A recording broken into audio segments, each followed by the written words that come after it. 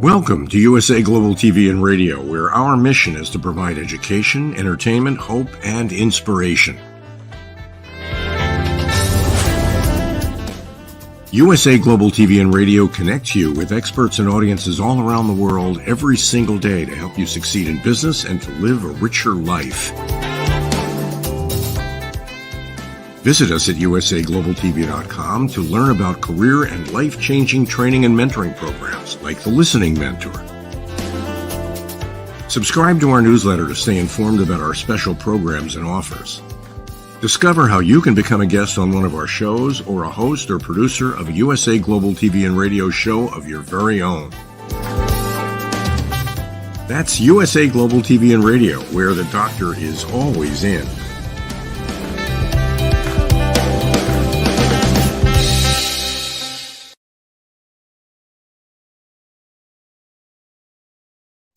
Hello, everyone. Welcome home to USA Global TV and Radio, where we provide world-class education, entertainment, hope, and inspiration.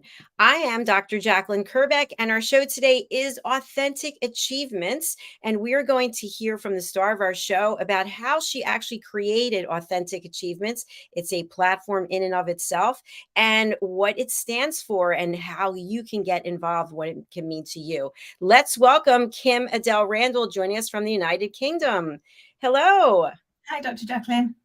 So lovely to see you today. And you. It's always such a delight to catch back up. And I always learn so much listening to the shows that you provide. So thank you for letting me be on one of them. Well, thank you. I appreciate it. And for those who don't know, Kim-Adele Randall is here the first Friday of every month. So it's lovely. What have you been up to since we saw you last? It's been a really interesting month. And I love that this is kind of almost the title of the show. It's been a real journey back to authentically being you. And I think that's a journey that we're all on every day of our lives. And as the world continues to evolve, we find something else that we need to go back, address and reframe. And the last month has been a lot of that, which has been really, really interesting and inspiring. Well, you seem quite excited about it, which we love to hear more, because when there is change, many times people get upset. They get so tunnel vision focused and they can't see the world around them. And sometimes it really does a number on people's self-esteem and confidence. So tell us about your quest and your journey to create Authentic Achievements and what it means. Oh, thank you. So I set Authentic Achievements up nearly 4 years ago now. And it really was part of my almost 6-year journey to really come back to myself, to understand kind of who I was, what I was, and what I was here to do in the world.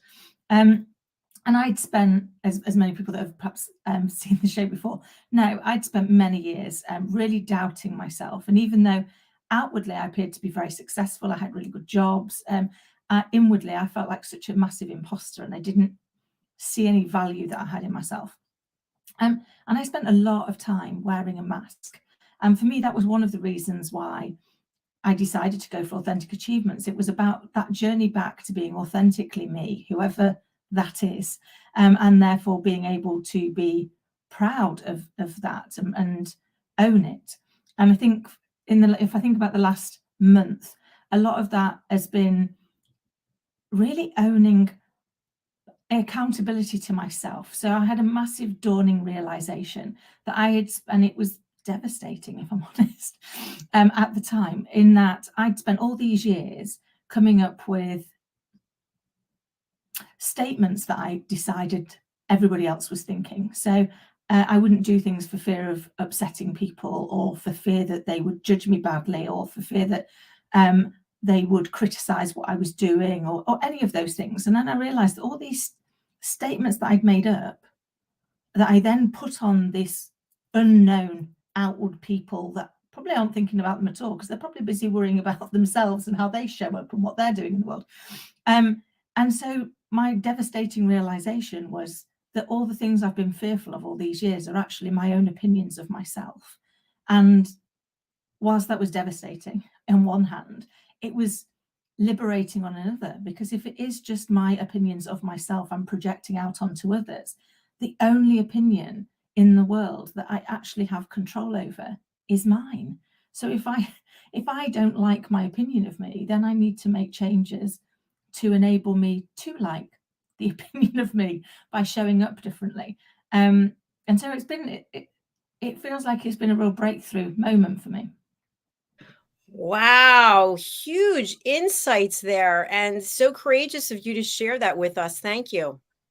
No, thank you for letting me. And I guess my other part of being authentically myself is I'm currently at the end of my 8th day of not wearing makeup and growing out my dyed hair, and just relaxing back into genuinely showing up in the world as me, as I am, warts and all. Well, congratulations again. That is super exciting. And I think when we saw you last month, you talked about how you were starting a workout routine. So you really have made a number of changes. So, a question I have for you, because we've talked a lot about this on A Woman's Prerogative, when you talk about the makeup and about your hair, were you feeling when you were wearing makeup or when you were having your hair done that that really wasn't you? That's not what you wanted? That somebody else was orchestrating that? No, it was definitely me, and I'm definitely going to go back to it. So this is not, I'm never wearing makeup again, but it was more a case of being brave enough to show needing it.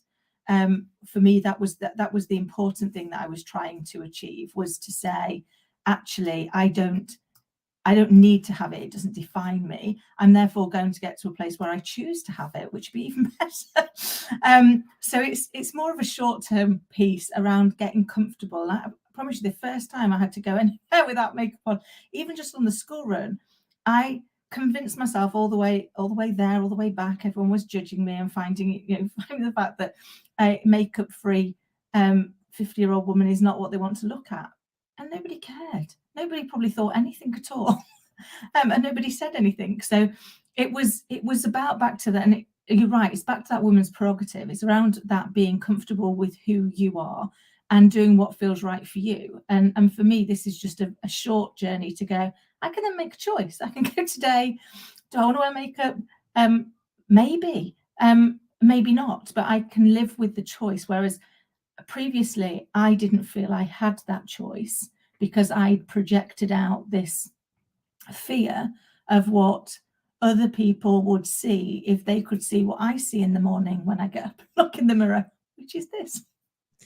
You look beautiful, Kim-Adele. Absolutely beautiful. I understand what you're saying, though. That makes a lot of sense. When we become dependent upon something, then we can lose who we are, as opposed to making a choice about something and feeling comfortable with that choice. Absolutely. And for me, it was one of those where I wanted to be able to prove to myself that I hadn't just done it once to tick the box to say that I could, and then gone, I did that, I don't need to do it again.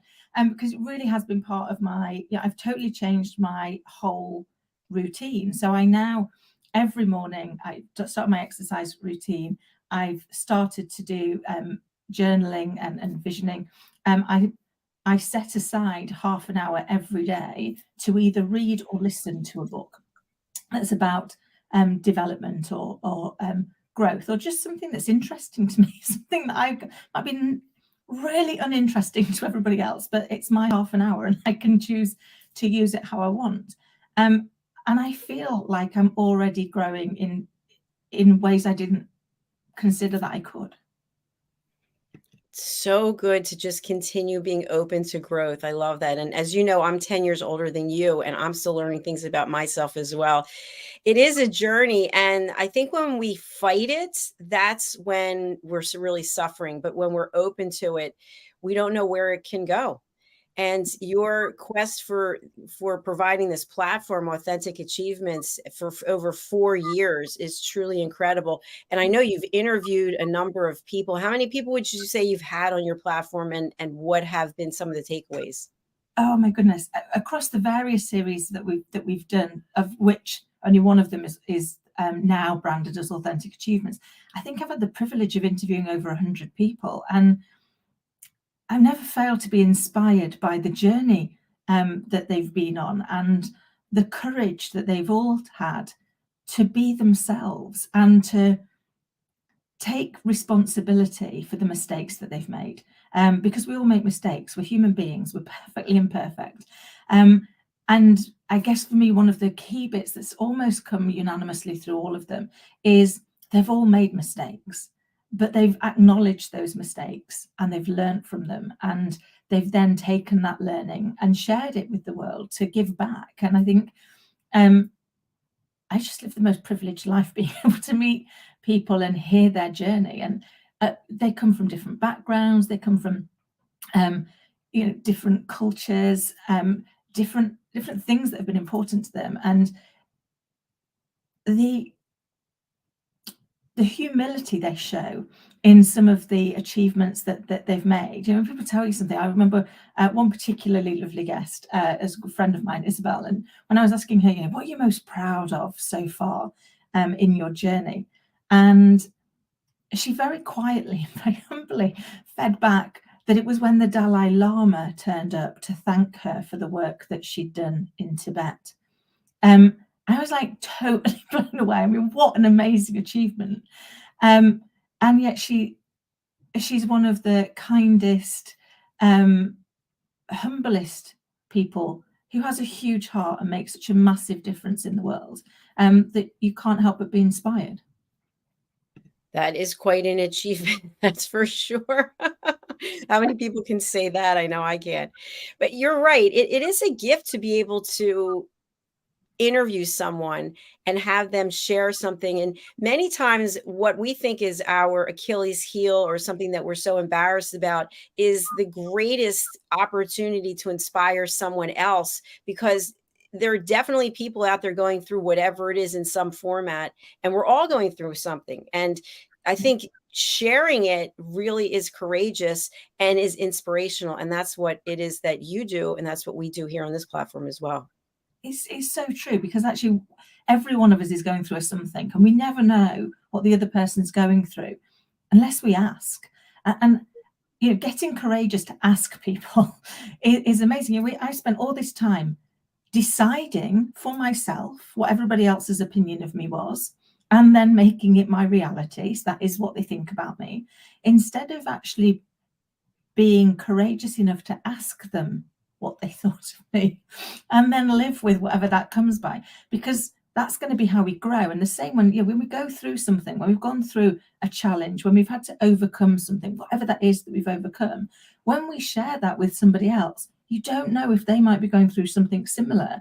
And you sharing how you went through it is going to give them either some inspiration or some actionable advice, or just some camaraderie that they're not the only person that's gone through this. Because that is often one of the things we tell ourselves. Nobody else would have been this daft to do this thing, or nobody else would have got themselves in this situation. And it's not true. For every situation any one of us is in the world, somebody else will have been in it as well. Brilliant, Kim-Adele. Thank you. Something else I want to bring up that I really admire you for is how you have had many conversations with complete strangers in various scenarios. And by doing that, it really can change someone's day. What I don't want to say struggle with, but I'll say struggle. When I go for my walks and I see people, I always say hello. And people be looking right at me and they say nothing. And I think, okay, I guess that they're having something going on with them. I'm not going to judge them. But you actually strike up conversations with people that are more than just surface level. And how has that gone for you? What have you taken away from it?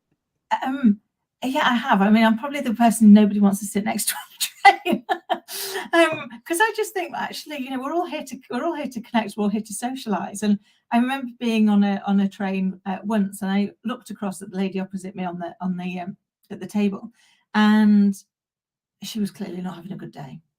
And I thought, well, I can do a couple of things. I can either put my head down in my laptop, because my laptop was open, I was working, and just crack on, or I can take a moment to just reach out and say something. And I can't even remember what inane thing I started off with. It's start the conversation, but I did. And all of a sudden, then, because I was asking a bit more about, have you got a busy day? What have you got planned? Are you doing? Where are you going? We ended up, it turned out we were both going to the same event location, albeit to different events. I was speaking at one event, she was attending a different event in the same exhibition hall. So we ended up getting the tube across London together. And we caught up again at the end of the day. She'd been really worried about a presentation that she had to deliver to her boss. So, and that had been what had been causing her so much stress, because she'd got herself into a place where she was locked in the self-doubt. And just being able to talk it through and kind of run through the fact that it was like, look, I don't know you and I don't know the subject, but you've explained it really well to me. And let me play back to you what I learned from our conversation. And she was like, oh my God, that was exactly the points I wanted to get across. I was like, sounds to me like you're going to nail it, Lively. Because if you can convince a complete stranger and they can understand it, you're going to be fine with somebody who gets it. And she said that was just what she needed to actually set her up for a good day. And we're still friends now. We still meet every now and again for coffee. And you just never know where one conversation is going to lead you. And you don't know what that positive impact is going to have on somebody's day. Just being able to, to go up to somebody and say, your hair looks great today, or you look amazing, you've got a great smile, whatever it is, it has to be genuine, it has to be authentic. But if you think it, say it. And the reason I suggest that is, it's uncomfortable. It's really uncomfortable when you go up to somebody to tell them something that you've spotted in them, because they might not be interested in your opinion. They very well may not be. But what I found over the years is it's really helped me, one, get comfortable with the uncomfortable, because you put yourself in that moment and you suddenly realize that you survived them. It's like, what's the worst that can happen? They can go, and it's never happened yet, but they could probably turn around and go, well, why should I care what you think? Most people are just genuinely pleased that you've taken a moment to step out of your comfort zone and give them a compliment. Yes. And when we say about compliments, we talk about this a lot on the power of etiquette and manners. Just say thank you. Yeah. Instead of giving excuses, oh, this old thing, oh, I hate this, I can't believe you said that. No, just say thank you, because you're given a gift of the compliment. And when you start making excuses, which I do a lot, you're actually taking the gift away from someone. Oh, I love that. It's so true. I often chat to one of my friends, and she gave me some great advice once about compliments, because I wasn't very good at them. Like you, that's just saying, the second somebody gave me a compliment, I'd immediately start to feel embarrassed and therefore want to dismiss it as quickly as possible. Not because it wasn't they weren't being really kind, but I didn't like the focus. So it'd be like, well, it's only a £5 or something. And my friend calls it, I don't think it translates across to our audience outside of the UK, but here we've got a very cheap shop called Primark. And she calls it the Primark brush off. It's probably the same as a thrift store in America, where it's like, you just kind of like, you dismiss it. But she said, if you can remember, and this has really stuck in my mind and I try and remember it now. If you remember, when somebody gives you a compliment or gives you their opinion, imagine that they've just handed you the most delicate, the most beautiful, fragile glass ornament that they own, and you've put it in your hands. And the minute that you say you dismiss or push it away, it's like you've got the hands and did that with the ornament, which clearly would break it. And we'd never do that. We'd never be so thoughtless and unkind. But having that visual has really helped me. So I'll be honest, I'm still not great at it. I sometimes will go, thank you, and then I'll run the rest of the script in my head where I'm going, but it was really only £5 from Primark. But at least I've learned to stop saying it out loud and to keep it at the thank you, in recognition of the fact that they've given me a gift, and I should treat that with the respect it deserves. That's a beautiful analogy that you just gave. I'll have to remember that one. I always think to myself, I wonder why they're lying. Why are they saying? It's all insecurity, right? It's all inferiority. It's back to those bits, isn't it? And it's funny. I mean, back to that piece where we project out our view and then make it somebody else's. And then we can be frustrated with them because how dare they think of that of us? They didn't even think it. We've done it and we've added it back to them. I remember an exercise I did many years ago, and I highly recommend it to people. And it was a coach of mine that got me to do it. And he said, you need to go and speak to friends, colleagues, and family members, people that you trust, will be really honest with you and say, as part of my self-development, I could really do with some honest feedback, because that's going to be what helps me to grow. So on that premise, I'd love for you to tell me 1 or 2 things that you admire about me or that you see as my strengths, and 1 or 2 places where I get in my own way. And when it came back, almost unanimously from all these different groups, I got from people, you're brave and you're fearless. And I was like, what are you talking about? I live in fear every day. Fear I'm going to say something else stupid, fear I'm going to get things wrong, fear that I'm not going to be good enough, fear that I'm going to get found. It doesn't matter. I could be fearful about literally anything, because that's how I was living my life. And they turned around and they said, well, you have up sticks and moved across the country and outside of the country for jobs you didn't think you could definitely do, and in areas where you knew nobody else, so you were going to be on your own. And I was like, and that's brave and fearless. And that's interesting. I've spent all of that time telling myself that you all thought I was flighty and a little bit stupid.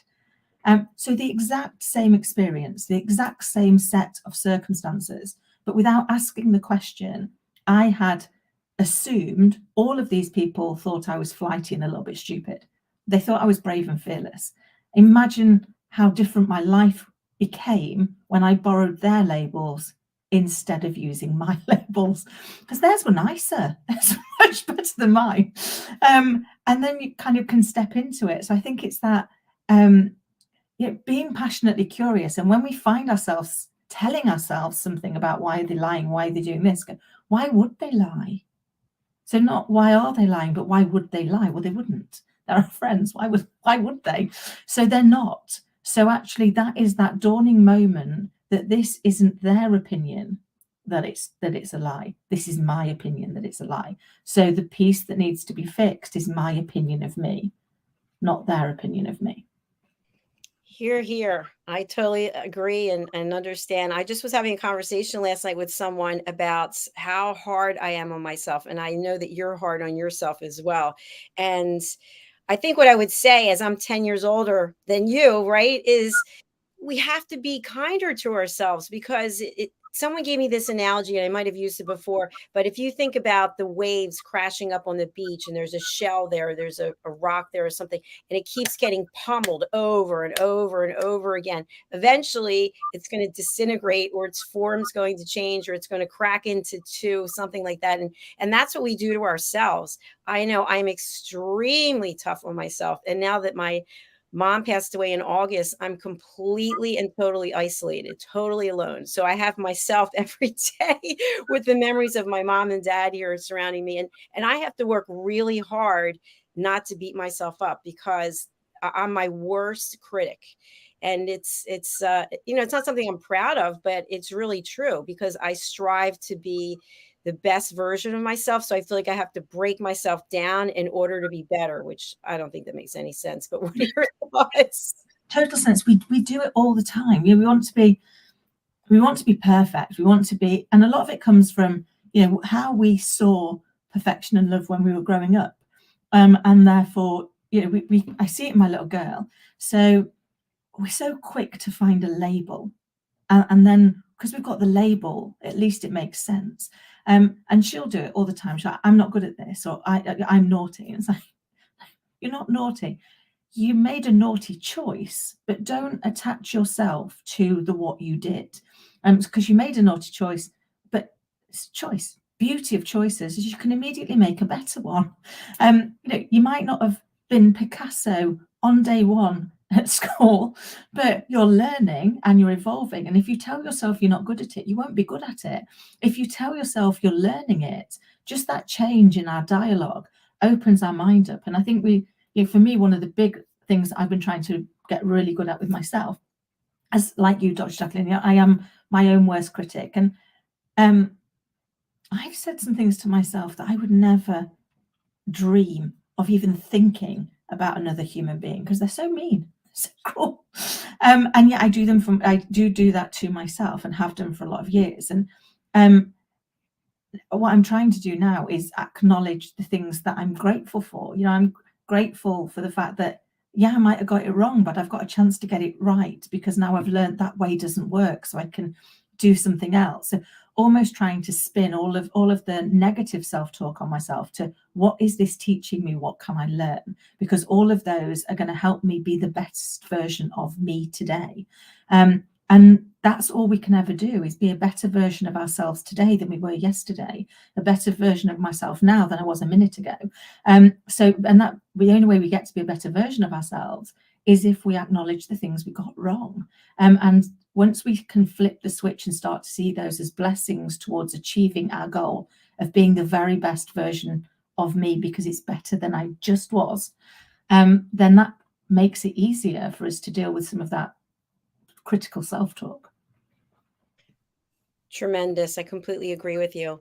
What about on the other ends? Because I'm sensing that you might be similar to me in this regard. When we actually have an authentic achievement and it's something we work towards, and then we acknowledge it for 5 minutes, an hour, then we're on to the next thing. Is that how you are? Because that's definitely how I am.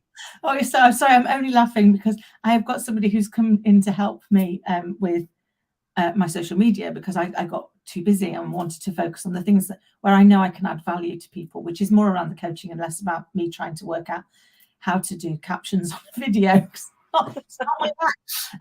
And it was that dawning realization. She came back and she was like, how long have you been on USA Global TV? And I was like, oh, a couple of years, I think. And she went, have you told anybody? I don't really know. Then she, your TEDx, how many times did you post it? I went, once. And she was like, okay. And I saw in the background that you actually got to attend Woman of the Year a few years ago, and you're now part of the Woman of the Year alumni. And I was like, yeah. And she went, did you tell anybody? I went, I might have mentioned it at the time. And you sit there and are mortified. And she was like, why have you not told people these things? These are all amazing achievements. I'm like, well, I just didn't want to be big-headed or come across as showy. And I think sometimes in our fear of being showy and big-headed and full of ourselves, we can actually swing way too far the other end to so that nobody actually knows. And I ask myself, why is it important that they do know? And actually, the only reason why it's important that they do know is it might give them the confidence to reach out and realize that you can help them with something.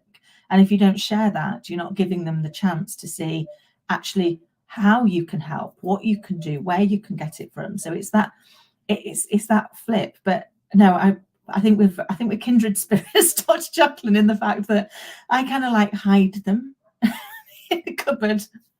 Go, I'll be really proud for 5 minutes at home with Scarlett and pudding. I will do a little cheers, and then we'll put it in a box and move on to the next thing. And I think we have to take those steps back and really remember them. I mean, there's something I do with my little girl, and I probably should do it with myself. So every year, the night before her birthday, we have a memory box that we put things in all the way through the year. And then the night before her birthday, we sit and we go through the memory box for the year, and we remember the things that we put in and what we did. And then we work out which ones of those we really want to keep, which ones of those are the most important memories, because they make us feel good. They remind us of something that we were proud of or grateful for, or a memory that clearly we made. And then we put them in an envelope. I'm probably the most organized person in the world. Put them in these massive storage envelopes, all of which are labeled up with the date and the year, therefore, worth of memories that they are, so that when she's older, I'll be able to give her all of those, and she'll be able to relive them again and see those moments, because I want to teach her that actually it's not one and done. You don't do it and that's it, and then it goes in a box, because that's what I'm learning to unpick about my own life. It's actually you take it back out and you revisit it, because the change in your energy, the change in how you feel, allows you to go on and do even better things in the future. Once again, I'm just applauding you. Everything that you say is so much value. And something I think that's really important also is that I know that you've had challenges to deal with in your life. I've had challenges to deal with. And sometimes we let those things and the things that people have said about us in the past cloud our vision and our ability to take ownership of the great and wonderful things that we have accomplished. So when you think about it, you are a television show host. You have been doing this for 2 years. You do have a following. That is something that you should be proud of. And we say proud, not in an ego way, but from a heart-centric way, because you are providing education, hope, and inspiration to people around the world. TEDx, how many people get to be on a TEDx stage? And I know you've shared with us what that journey was like, even to the moment when you were on the stage presenting. You're also a world-class author that you don't talk about that as much. And there's so many things that you've accomplished, and yet what do we end up doing? We focus on the thing that we didn't get exactly perfectly right. And then that negates all of the good that we've put out there. That's what we do in our head. And then it just seems to become this pattern. I'm speaking for myself. It's a pattern of behavior that, oh, that's not good enough. Even though I did good over here, I've still got this little boulder over here that's weighing me down. It's so true. And I think, you know, for me, one of the things is it's do to yourself as you do to others. I think that's the piece I'm trying to learn at the moment. Because if I were faced with somebody else, like yourself, Dr. JACALYN, who was doing those things, where it's like, I wish you could just see the value that you bring. You're on here all the time, inspiring us, connecting us with people that can educate us, giving us all of that huge wealth of knowledge to enable us to go on and be the best version of ourselves. And I know you don't hear that when you're saying it to yourself, but I now try and put myself in somebody else's shoes and go, okay, if this was somebody I was coaching, I would tell them that actually, unless they acknowledge the things that they're good at, as much as they acknowledge the things that they're not good at yet, they're actually going to end up losing their strengths. Because I've seen it so many times over the years where somebody didn't realize it was a strength, so they stopped doing it because they were instead so busy focused over here on the thing that they didn't know how to do. And it meant that they went backwards and didn't go forward. So I think we've got to try and look at things in balance, not from an egotistical point of view, from a heartfelt point of view that says, okay, if I genuinely want to be self-aware, that includes not only looking at the things that I'm not good at, it includes looking at the things that I am good at and owning both of those. And I think, I can't remember whose quote it is, I really need to remember and bring it back, but someone said, and it really resonates with me at the minute, it's not our darkness that scares us, it's our light. It's that we might actually be good at something, and that feels a bit egotistical, and we're told that that's wrong. But I think we've got to get that back into balance that says it's okay to say I'm good at these things, and also say, and I'm not good at these things, because then I'm being genuinely self-aware, and then I can move forward. Yes. Here. I completely agree. And I want to add something onto that, which I hope our audience will take away a lot of these key points that we're bringing up, because I'm learning so much from you, Kim-Adele. And I think it's at this stage of my life, I'm no longer looking for external validation. And I'll just explain something about that. I was in corporate till 2020 and left. I'm doing things I never did before in my life.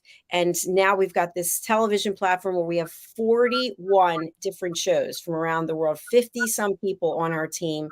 And I've written 9 books that I have them. They're all here. I bought little stands so that I could see them on the desk. There's nobody here. It's just me. But it's a reminder that I can do things when I get out of my comfort zone, and I don't need applause. I don't need people going, hey, wow. No, I don't need that. But I did need it. I needed it for a long time, and it held me back. So I hope that one takeaway people can have from this in terms of hope and inspiration is the only cheerleader you need is you.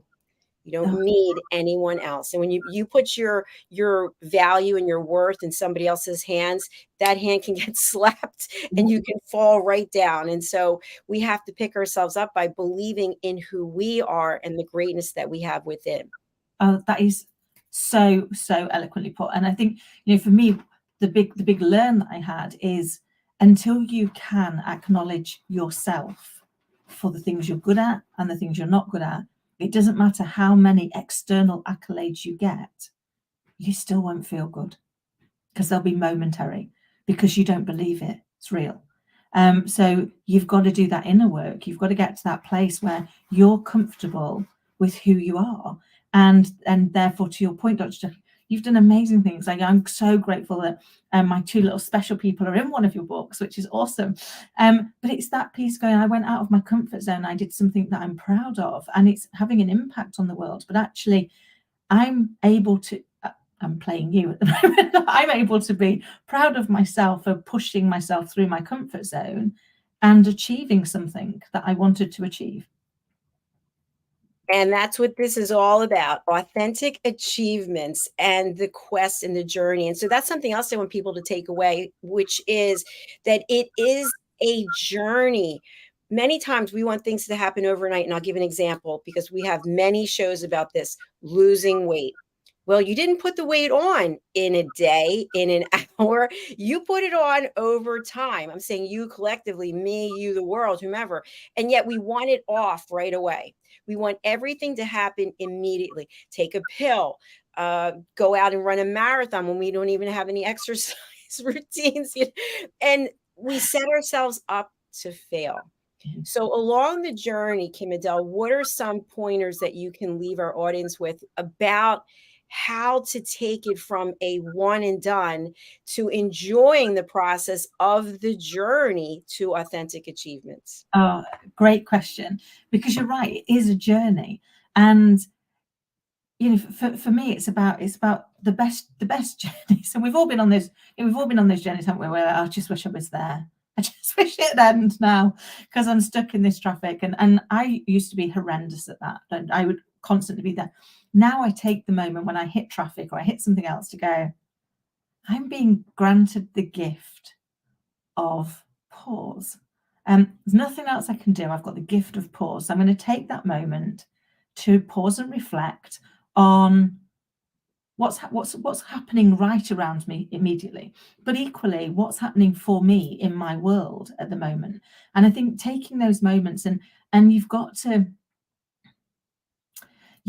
acknowledge the small wins, because if not, the journey's just too hard.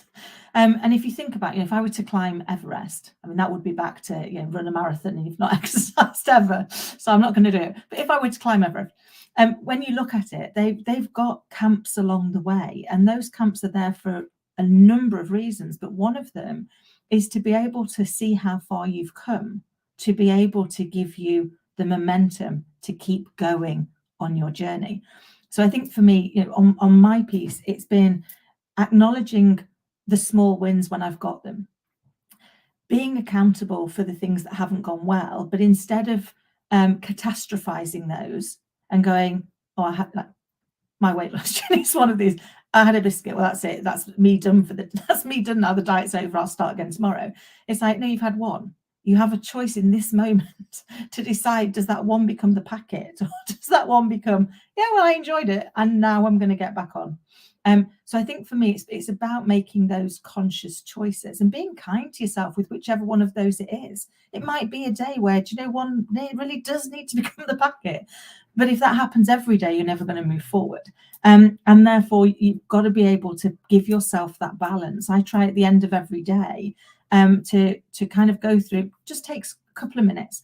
So what are the 3 things that I learned today? And that doesn't necessarily mean to say that I got them all wrong. It might be, I worried about this and for the whole of yesterday, and now that I've done it, it actually went better than I thought, and I feel really proud of myself having done it. So, but just taking those, what are my 3 learns? What 3 things am I grateful for that have happened in the day? And then in that balance with the things that I'm grateful for and the things that I've learned, what do I want my focus to be tomorrow? And it just really allows me to be present with what's going on. And again, if I get myself in moments of real self-doubt, forgive me, Pudding's clearly got something to say about this. If I find myself in those moments of self-doubt, it's being able to flick back through those. And what you see is that whilst you might be telling yourself that it's always going wrong, you'll see that the reality is it goes right more often than it goes wrong. Absolutely. Absolutely. It's all our perspective. What I wanted to add to that is going through a number of photographs, going through the house and some of my mom's things and looking at pictures over time and thinking, you know what, I looked halfway decent then. But remembering when the picture was taken, how horrible I thought that I looked, Mm. picture after picture, year after year. And I said to myself, this was a couple weeks ago, I said, really, when are you going to start liking yourself? Because you look back and you go, you know what, I didn't look so bad in that picture, or I looked halfway decent in that picture, or I liked the way my hair was, but how much I didn't like whatever it was at the time. So I think it's that perspective of being able to look at yourself with a different set of eyes. And that is what you're doing with taking yourself down this journey where you're not wearing makeup and you are working out and you're letting your hair, you're just being you, you're doing you. And during that time, you're reflecting. And I am reflecting as well in different ways. And I think that's what's really important, instead of rushing and constantly not wanting to look at who we are, but taking the time to say, you know what, this is who I am. And I do like myself. Absolutely. I love that. And one of the things that I sometimes try, because I do the same, I look back and go, oh, I looked all right in that picture. My hair looked okay. And now I try and tell myself when I'm going, oh, Kim, you look an absolute state. I go, you look an absolute state in your head today. And yet I guarantee in 5 years' time, this will be a picture that you wished you looked like still. So I think it is those moments, isn't it, of just being present and being kind to ourselves.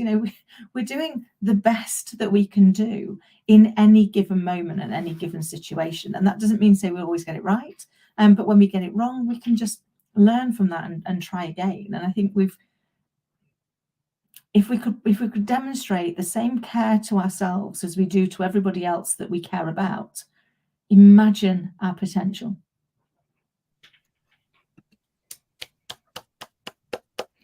Quest for Greatness, the authentic achievement journey with Kim-Adele Randall. Thank you so much, Kim-Adele. I think we may have a picture somewhere of the latest book. Here it is. Lady L listens in the Baobab National Game Park, and tell us about the two animal characters who represent two of your loved ones. I will do. So the first, and it's representing my little girl, Scarlett, who everybody knows me, she's my North Star. And it's the little lion at the front called Lenny. And that's because he's her little best friend of stuffed animals. And then the one at the back is the giraffe, and that represents Pudding, my little dog, who clearly you all heard earlier today, wanting to join in with his 5 penneth on how we can actually go for the crest for greatness. And that's he's modeled on Riff Raff the giraffe, which is one of another of Scarlett's favorite toys. So adorable. And in this book, Riff Raff and Lenny, as well as the other animal characters, learn how to communicate more effectively as Lady Ella, the ladybug there. She's the listening mentor, and she flies to various places around the world, helping animals learn how to communicate. So you can pick up the book over on Amazon, and Kim-Adele, it's the latest and greatest version of the book. So it's I love it. And I think listening is such an important skill, because we're not very good at it. We've stopped listening to understand. We listen to interject. We've got so uncomfortable with silence. And we know that when someone stops talking, someone else is going to have to start, that you struggle. So I think it's amazing that you're using the books to teach children, which is fab. Thank you. You know what? I actually have the book here. I forgot about that. I just want to take a quick moment because I just think it's so, here's the book cover itself, but inside, the book is dedicated to my great niece, Ella, and there she is. And what's been really cool is to watch how she's changed from the first book, which I have here, to the 5th book. Here she is, the first book. Oh, bless her. She's growing up so quickly. So the books have been a labor of love, and I thank you, Kim-Adele, for being part of this amazing journey. No, I'm so super grateful to be part of it. I think, it's one of the things that I'm actually just started a book myself, ready for Scarlett's birthday, which is teaching them all the things that we learn now as adults about mastering our mindset and understanding where it goes. And I said, why do we not teach children that? why we wait until they're adults and have to unpick all the damage that we've done. So watch this space, but I'm going to create, I've written most of it, but a book trying to share some of the stuff we've learned as adults on how we fix this, and share it for children. Please do come on the Corner Bookstore and Books, Blogs, and Poetry and share the exciting news when you're finished with it. It's amazing. Thank you. Kim-Adele Randall, we are at the end of our show for today. How can people reach out to you, and who would you like to connect? And by the way, because you have your Instagram there, let me take this down. I wasn't even connected with you on Instagram. I went over, now I'm connected to you. So thank you for putting that there, Kim-Adele 10. What's a great way for people to reach out? Oh, bless you. No, and you're right. I think sometimes we forget these things, don't we? So I would love to hear more about other people's authentic achievements. And if you're stuck on your journey to authenticity, get in touch and see how I can help. You can either reach me directly at Kim-Adele@AuthenticAchievements.com. You can get me on the details that are up on the screen, or you can head over to AuthenticAchievements.com and find out what's going on there. And if it's useful to you, we have a newsletter and regular blogs where we're trying to share actionable insights and advice to help people find their authentic achievement. And people can also reach out to you on LinkedIn. Oh, absolutely. In fact, on all social media, I'm either Kim-Adele Randall or Kim-Adele 10, which is Instagram and Twitter.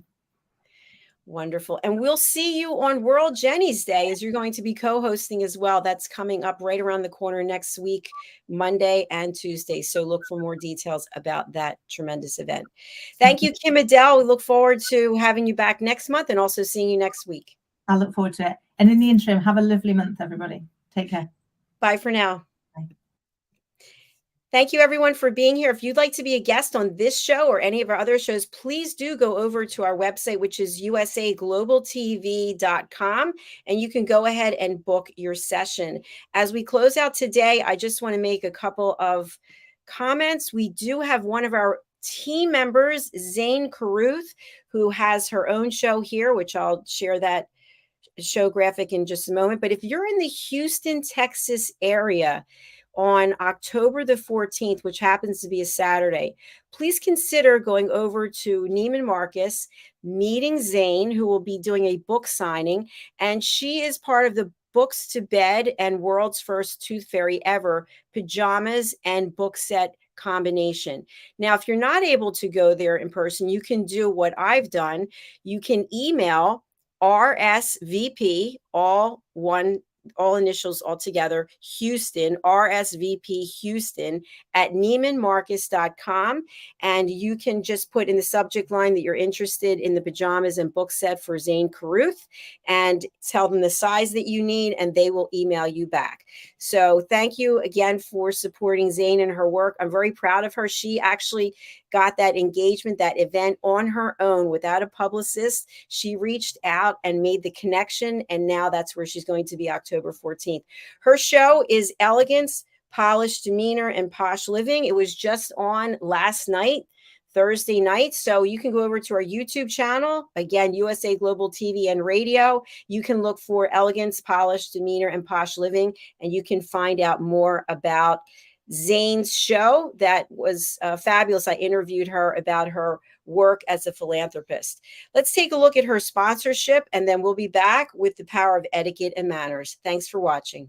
Hi, my name is Zane Carson Carruth, and I'm the author of this book, The World's First Tooth Fairy Ever.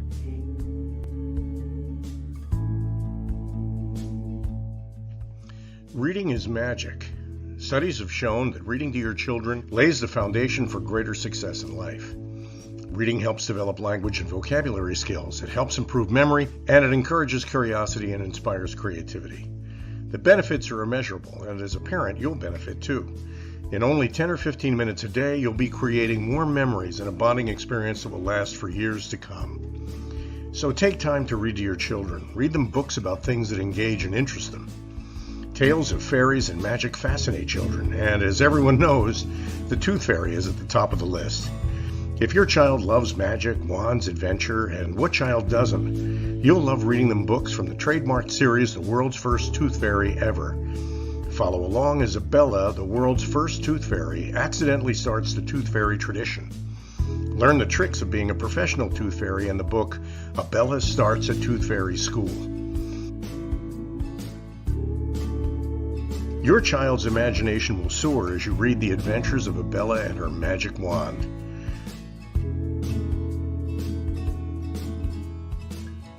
These wonderful books are available at worldsfirsttoothfairy.com and at Amazon, Barnes & Noble, and Walmart.